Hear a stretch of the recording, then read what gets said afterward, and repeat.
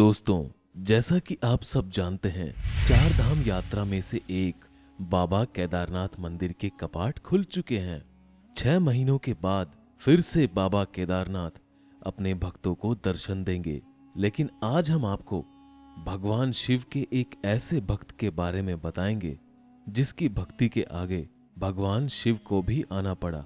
यह कहानी उस समय की है जब हमारे देश में कहीं भी आने जाने के लिए बस और ट्रेन की सुविधा नहीं थी। उस समय धनवान लोग भी कहीं सफर करने के लिए घोड़े गाड़ी या बैलगाड़ी की सहायता ही लिया करते थे, लेकिन गरीब लोगों को मीलों की यात्रा पैदल ही करनी पड़ती थी।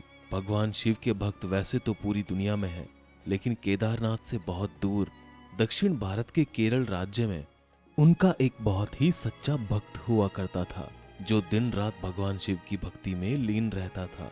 उसने केदारनाथ के बारे में बहुत सुना था और एक दिन उसने बाबा केदारनाथ के दर्शन करने का मन बनाया। वह केरल से केदारनाथ के लिए पैदल ही निकल पड़ा। हालांकि उसे केदारनाथ का रास्ता भी नहीं पता था, लेकिन वह लोगों से केदारनाथ का रास्ता पूछते पूछते आगे बढ़ने लगा। रास्ते में कई लोग मयप्पन की बातें सुनकर उसका मजाक भी उड़ाते। वह शिव भक्त अपने आराध्य का नाम जपते हुए आगे बढ़ता रहा और 3 महीने के लंबे सफर के बाद केदारनाथ पहुंचा।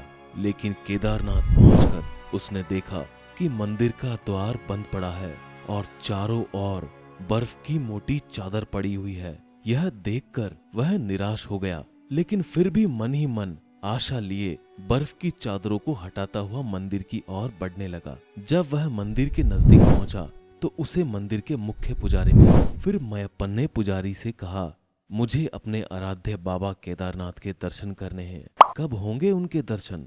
तब पुजारी जी ने कहा, वत्स, मंदिर के पट तो 6 महीने के लिए बंद हो चुके हैं।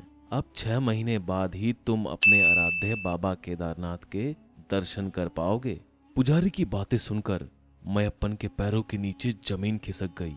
वह मन ही मन सोचने लगा कि मैं 6 महीने बाद फिर बाबा के दर्शन कैसे करने आ पाऊंगा। अगर मैं वापस गया तो 3 महीने तो मुझे जाने में ही लग जाएंगे और आने में भी 3 महीने लग जाएंगे। फिर उसने पुजारी जी से कहा, मैं बहुत दूर से पैदल आया हूँ, मैं बहुत गरीब हूँ, 6 महीने बाद दोबारा यहाँ कैसे आ पाऊंगा? यदि मैं यहाँ रहना भी चाहूँ तो 6 महीने इतनी ठंड में यहाँ कैसे रह पाऊंगा? कृपया कर एक बार आप मुझे केदारनाथ का दर्शन कर लेने दीजिए। लेकिन पुजारी जी ने गरीब मयप्पन को बाबा केदारनाथ के दर्शन करने की इजाजत नहीं दी और वह वहां से चले गए। लेकिन मयप्पन घर से सोच कर आया था कि दर्शन के बिना घर वापस नहीं जाऊंगा, और वो मंदिर में ही बैठ गया।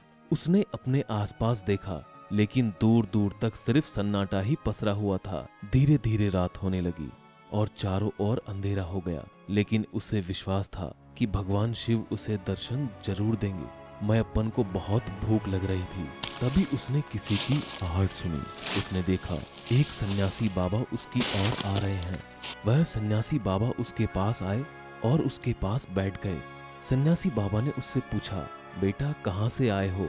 मयप्पन ने सारी बात बताई। बाबा अपने भक्त से बहुत देर तक बात करते रहे। बाबा जी को उस पर दया आ गई। वह बोले, बेटा मुझे लगता है कि सुबह मंदिर जरूर खुलेगा और तुम जरूर दर्शन करोगे। बातों बातों में भक्त को न जाने कब नींद आ गई, लेकिन जब उसकी आंखें खुली तो उसने देखा कि बाबा कहीं नहीं थे। वह सब कुछ समझ पाता तभी उसने पुजारी को पूरी मंडली के साथ आते देखा। उसने पुजारी जी को प्रणाम किया और बोला कि आपने तो कहा था अब 6 महीने बाद मंदिर खुलेगा, इसी बीच यहाँ कोई नहीं आएगा, लेकिन आप तो सुबह ही आ गए। पुजारी जी ने गौर से उसे देखा और पहचानने की कोशिश की और पूछा कि तुम तो वही हो ना जो द्वार बंद होने पर आए थे, मुझसे मिले थे, 6 महीने होते ही वापस आ गए। उस भक्त के आश्चर्य का ठिकाना नहीं रहा। पुजारी जी ने कहा कि तुम 6 महीने तक कैसे जिंदा रहे? तब उसने बाबा सन्यासी के मिलने की कहानी सुनाई। भक्त ने कहा कि एक सन्यासी आए थे लंबे और बड़ी बड़ी जटाओं के साथ, एक हाथ में त्रिशूल और एक हाथ में डमरू लिए, मृगशाला पहने हुए थे। पुजारी जी और सब लोग भक्त के चरणों में गिर गए। उन्होंने कहा कि हमने तो पूरी जिंदगी लगा दी, किंतु प्रभु के दर्शन ना पा सके। सच्चे भक्त हो तुम, और यही वजह है कि केदारनाथ को जागृत महादेव बुलाया जाता है। अगर आपको यह कहानी पसंद आई हो तो ज्यादा से ज्यादा लाइक और शेयर करें और हमारे चैनल प्रभु भक्ति को सब्सक्राइब करें। हर हर महादेव।